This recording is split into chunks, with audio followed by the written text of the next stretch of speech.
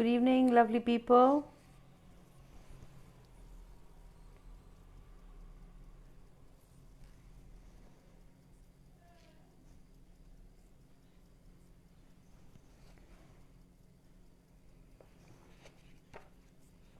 Could somebody give me feedback if my voice is audible?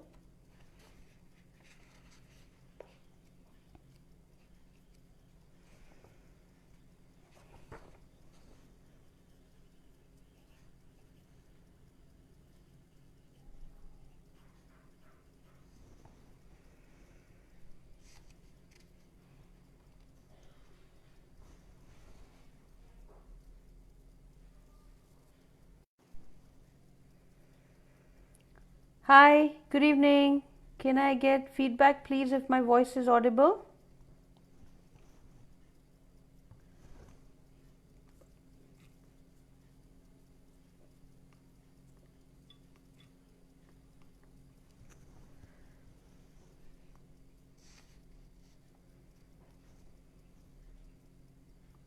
Is my voice audible now? Okay, is that better? Thank you for that feedback, Ruchi. Thank you so much for that. I would have otherwise just gone on reading. All right, then, officially beginning today's chapter 8 from the book The Untethered Soul of part 2. We're on day 9, and some wonderful experiences are continuing for me, and I'm hoping that it is doing some help. I'm able to do some help for you. I had some interesting questions that people asked me privately today, and feel free to post questions on the comments or not. Feel free to reach out to me if you would like to for further discussions on these topics at any point. So a couple of days back we've been reading about the energy movements in the chakras, and then yesterday day before it was more about understanding about the energy that flows in the heart chakra and how important it is. Yesterday we talked about how we tend to close it. Naturally, it is meant for all these energy centers to stay open, and the main one is the heart center, which is to do a lot with our emotions, and what causes it outside or within us to close it, and what we can do to keep it open. It was yesterday's video chapter. Today he talks further about letting go. So what does he mean by letting go? So whatever is creating the block, you let it go or fall. That is what the name of the chapter is. Let go now or fall. Okay, so I shall begin reading. The exploration of self is inextricably interwoven with the unfolding of one's life. It's a very important sentence, so I shall read that again. The exploration of self is inextricably interwoven with the unfolding of one's life. The natural ups and downs of life can either generate personal growth or create personal fears. Which of these dominates is completely dependent upon how we view change. Change can be viewed as either exciting or frightening, but regardless of how we view it, we must all face the fact that change is the very nature of life. If you have a lot of fear, you won't like change. You will try to create a world around you that is predictable, controllable, and definable. Fear doesn't want to feel itself. It's actually afraid of itself. So you utilize the mind in an attempt to manipulate life for the purpose of not feeling fear. People don't understand that fear is a thing. It's just another object in the universe that you are capable of experiencing. You can do one of two things with fear. You can recognize that you have it and work to release it, or you can keep it and try to hide from it.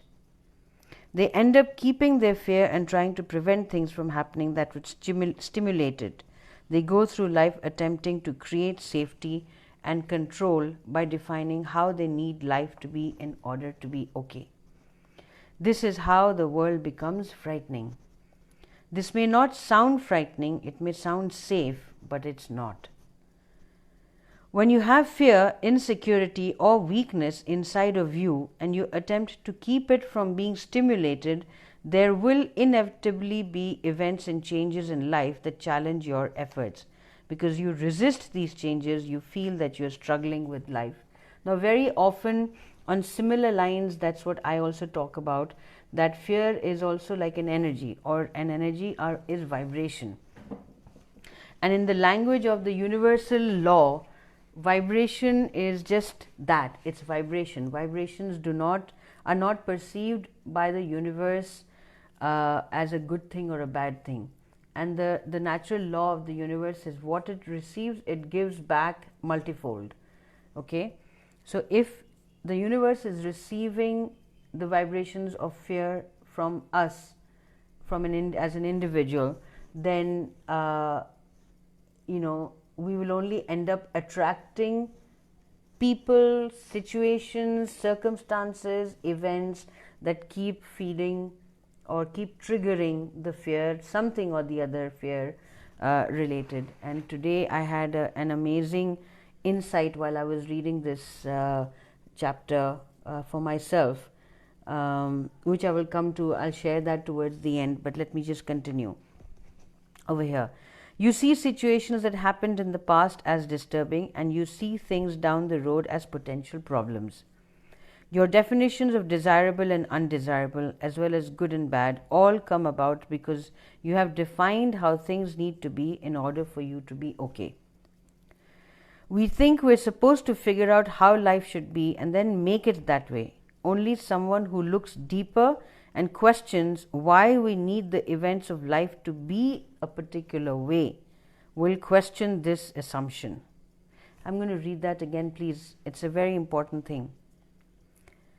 We think we're supposed to figure out how life should be and then make it that way. Only someone who looks deeper and questions why do we need the events of life to be in a particular way, the way I want it to be? Why would I want that? Why can't I just trust the universe, that the universe is going to bring the life that is the most contributing for me, and let it unfold that way? Okay? Who said that the way life naturally unfolds is not all right? The answer is fear says so. It's really very simple. That which doesn't disturb you is okay, and that which disturbs you is not. We define the entire scope of our outer experience based upon our inner problems. If you are defining creation based upon the most messed up part of your being, what do you expect creation to look like? It's going to look like a frightful mess. Okay? You're fighting with creation, and that's what makes creation itself the most frightening thing in your life. The alternative is to decide not to fight with life. Life is continuously changing, but once you've decided not to fight with life, you'll have to face the fear that was causing you to fight. A little twisted, but I'm going to read that again because it's very, very insightful actually. Okay? Life is continuously changing. Once you've decided not to fight with life, sorry, my cat was just trying to take the attention from from me. Just kidding. All right, Sebastian, please get off. Life is continuously changing, but once you've decided not to fight with life, you'll have to face the fear that was causing you to fight. Okay? We must first have a deeper understanding of fear itself. That which is blocked and buried within you forms the root of fear. When your energy is blocked, it can't come up and feed your heart. Your heart becomes weak and it becomes susceptible to lower vibrations, and the lowest of all vibrations is fear. It's the root of all prejudices and the negative emotions of anger, jealousy, possessiveness, and so on. The purpose of spiritual evolution is to remove the blockages that cause you your fear. The alternative is to protect your blockages so that you don't have to feel fear. To do this, however, you will have to try to control everything in order to avoid your inner issues. And how much effort does that take? It's hard to understand how we decided that avoiding our inner issues is an intelligent thing to do, and everybody is doing it. If you say anything that disturbs me, I will defend myself. If somebody does something that stimulates fear, you think they did something wrong. Okay? It makes sense, or it doesn't matter whether it makes sense or whether it seems fair or not. We're really not trying to be free of our stuff. We're trying to justify keeping it. If you truly want to grow, you'll realize that keeping your stuff is keeping you trapped. Today I spent the entire day like I would usually if there's something I'm not sure if I need to do, and there is a fear coming up, there is a doubt coming up, there is a worry, there is a concern coming up. Should I do it? Shouldn't I do it? So there's a part of me that's saying I should do it, but the moment my heart says I should do it, my mind is like, no, but this, that, all that. So then what I've been doing for years is I ask the universe, show me a sign.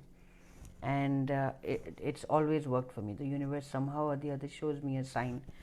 Either the angel numbers or some sign will come up, or there'll be a song on the radio. This was happening while I was driving. And then I realized, let me try what this exercise talks about, right? Face your fear. So I, not just face your fear, but don't listen to it. So my mind was frightened whether I should do that or not. And I said, today, you know what? I'm going to just go ahead and do it. And I've done it. Whatever I was frightened of, I've done it. And I don't know what the consequences are going to be. But trust me, the entire day yesterday, I in stopping myself from doing that. By the end of the day, and it carried on, my entire rib cage was hurting because the energy was so strongly wanting to do it from my heart center, so that my whole body, front and back rib cage was hurting. And today, the moment I've done it, we'll see what life unfolds. But I have faced my fear and I've taken that action, and there's no pain in my body right now. I'm feeling so much lighter having done that. Okay? All right, so returning to this is a very interesting principle he talks about. In order to live by this law, you have to understand its principles. First, you must be aware that there is something within you that needs to be released. You must then be aware that you, the one who notices the stuff coming up, are distinct from what you're experiencing. You're noticing it, but who are you? This place of centered awareness is the seat of the witness, the seat of the self. That is the only seat from which you can let go. Let's say you notice that something in your heart gets hit.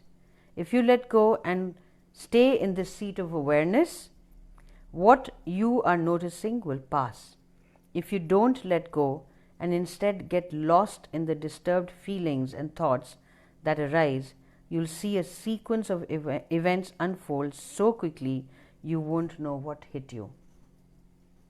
You will leave the seat of objective awareness. Sometime later, you'll come back and realize you weren't there. You come back and realize that you were totally lost in your stuff. The key is to understand that if you don't let go immediately, the disturbing force of the activated energy draws the focus of your consciousness. As your consciousness gets immersed in the disturbance, you lose your clear seat of self. It happens instantaneously. Like I gave an example yesterday about a car trying to overtake. So you're in the driver's seat. Okay, you have a choice. If another car is trying to overtake you, so your seat of consciousness is like the driver's seat in your own car. It's like that. You have a choice to not allow that thought, that car, which is like another thought, if it's trying to overtake you, overpower you. If you're going to fight with it, both of you will be racing on the road, and it's not very safe. So your choice is just lift your foot off the accelerator and just watch that car or that thought just drive away, just pass away. Okay, I got another very interesting analogy over here for this part. Your consciousness leaves the centered position of witnessing the many energies around you, and you get sucked into focusing on just one of them. Consciousness is always, this part, okay, please listen to this. Consciousness is always drawn to the most distracting object, the bumped toe, the loud noise, or the hurting heart. It's the same law both inside or outside. When a blockage gets hit, this same attraction takes place and the consciousness gets pulled to the source of discomfort. After the discomfort settles down and lets you go, you'll naturally drift back towards your higher seat of awareness. This is where you sit when you're not distracted by disturbance. Now, this seat of awareness that he's talking about, when I was reading this, I got a very interesting example that came to my mind. Okay, you must have watched a tennis match, right? When the tennis match is going on, from one particular angle, not from the angle of the player on the either side of the court. When there's a larger view that is being given, you will notice that there is a referee who sits on a high chair right in the center of the court, and on his left and right are 2 players or 4 players, whatever, right? Now look at that analogy, that referee who's sitting on that high chair. What if that referee is like you? That is the seat of consciousness, and that is you, the awareness, that's who's sitting there. And the players, let's say there are 2 players, that is the mind and the heart. If there are 4 players, it's the mind and the heart and the thoughts and the emotions. Okay? And they're playing over there. Now, the referee just watches them. And he can't take sides. These are better players or not, or nothing like that. He has no preference. He has no favoritism over there. It's just a fair game that is going on. In case there is a disturbance, he will then sort it out. But he will be able to know who's at fault or who's made a mistake because he's sitting on that high chair, right? Imagine if that referee was down in the court and he was running around the court here and there trying to keep an eye on the ball and the players. Would he be able to do that? Would he really be able to give a fair call on where the error was, what the error was, did the ball go out of the line or not? He wouldn't. Similarly, if you are the consciousness, you get caught up in your thought or emotion, then you will not have clarity to know what kind of a call to take. So that was an example that came to my mind, similarly. Okay? Look at life from that seat of consciousness. The moment you start seeing that your life looks really different, the moment it all starts getting negative, let go. That's where he talks about letting go all the time. Okay? From the moment you leave your seat of relative clarity until you come back, this period of time is determined by the depth of the energy blockage that caused the initial disturbance. When you are in this state of disturbance, your tendency will be to act in order to try to fix things. You don't have the clarity to see what's going on. You just want the disturbance to stop. The mind starts saying all kinds of things because it doesn't like this space and it wants to get away from it any way it can. Now, this particular line, again, I would like to share something briefly. The mind starts saying all kinds of things because it doesn't like this space. Very interestingly, my younger daughter today, she's 14, she's going through her typical teens. I got home in the evening and she came out to me and she said, "Mama, I need to speak to you." And she had a pretty, sad looking face. And I said, "What happened, beta?" She said, "Mama, I need to talk to you. There's just something that's been disturbing me a lot and I've been crying all afternoon," she said. I said, "Okay." So we sat and we talked about it. And while she shared, I was just quietly listening, and then she was, she cried a little more. And then I remembered this example. And I just asked her, I didn't ask her anything. I just waited to see what all she said. After she finished narrating what was troubling her, then she finally just took a deep breath and she says, Mama, help me. I want to come out of this. I'm done feeling sad. I don't want to feel sad anymore. And that for me was the clue. It's like, okay, this child of mine has just reached that point of, that witness space, because she's realized I am done feeling sad. So this is the witness, the subject who is now saying that. And I said, okay, so let's do that. And I just asked her to check her heart space, her heart center. Is it open or closed? And I said, feel where the energy of the sadness is. And she felt it. And I said, hold it in your hand, open your heart center and see what happens. And the moment she shut her eyes, and she did that, she closed her eyes, she took a deep breath, and she said, Mama, I'm opening my heart center. And she had this loud breakdown of tears for a few more seconds. And I just knew that that was the final release of the hurt that was lingering in her heart space, which was stuck, that kept going on and on and on. And she did that, and then she said, but I'm not sure if it's gone. I said, okay, that's a thought. Where is that coming from? And she said, it's somewhere here. The thought is stuck here. I said, okay, so is that open? Is your mind center open? And she said, no. I said, then open that and see all those thoughts that come out. And then she took another deep breath. Okay? And that was it. After that, she didn't speak anything. I didn't check on her. About half an hour later, she came out of the room singing. And she said, Mama, I'm going down for a walk. She came back in half an hour, all smiling. And I said, Beta, how are you feeling? She said, Mama, I'm feeling much lighter, just by doing that exercise. So imagine, just there she got it at that age, at the age of 14, if this child learns how to do this, how wonderful that would be. And so can we, right? When you're in this state of disturbance, your tendency will be to act in order to try to fix things. And that's what she was trying to do, to try to fix it. Okay? Here comes the creme de la creme. While you're lost in the disturbed energy, you actually do one or more of the things that your mind is telling you to do. I've held this in long enough. I'm going to give him a piece of my mind.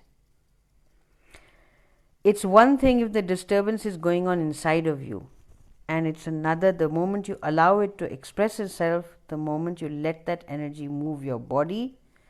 If you actually tell someone how you feel about them from this state of non-clarity, you have involved that person's heart and mind in your stuff. Now both of your energies are involved. Once you externalize these energies, you will want to defend your actions and make them look appropriate. But the other person will never think they were appropriate. When you do this, you are literally taking the energy of the blockage and passing it on. You put more of that kind of energy into your environment, and it comes back to you. That is how negative cycles happen. You actually take a piece of your stuff, which is nothing but deeply seated disturbance from your past, and you implant them in the hearts of those around you. Imagine if you got upset and fully released your disturbed energies onto another person. That's how relationships get troubled. If all you had to do is to avoid all of this was to let go in the beginning. When a blockage gets hit, it is a good thing. Trust me, it's a good thing. It's time to open up internally and release the blocked energy. If you let go and permit the purification process to take place inside, this is really, really beautiful. So please pay attention to this whenever you listen. If you let go and permit the purification process to take place inside, that blocked energy will be released. When it's released and allowed to flow up, it becomes purified and merges back into your center of consciousness. This energy then strengthens you instead of weakening you.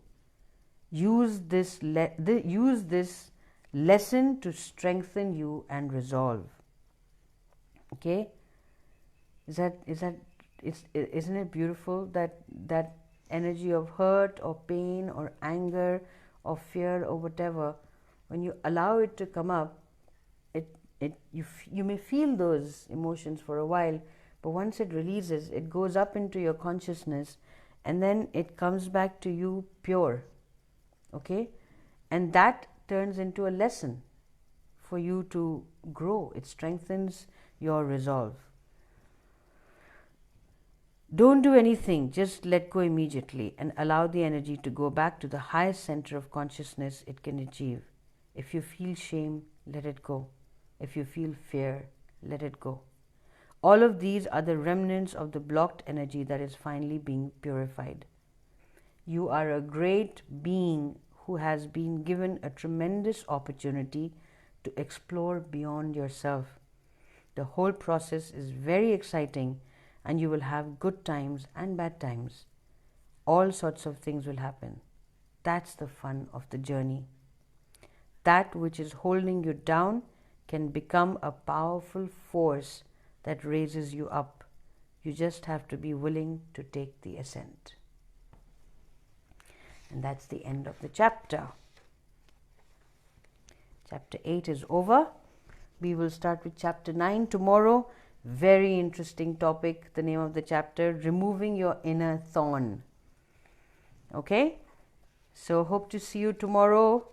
If you like what I've read today, I request you to leave some comments. Leave some questions if you have, and I would love to have a discussion with you, either in the comment section, or you can message. We can take it privately. But yeah, I would really like it if you leave some comments. So thank you again for watching. See you tomorrow, 10 p.m. Indian Standard Time.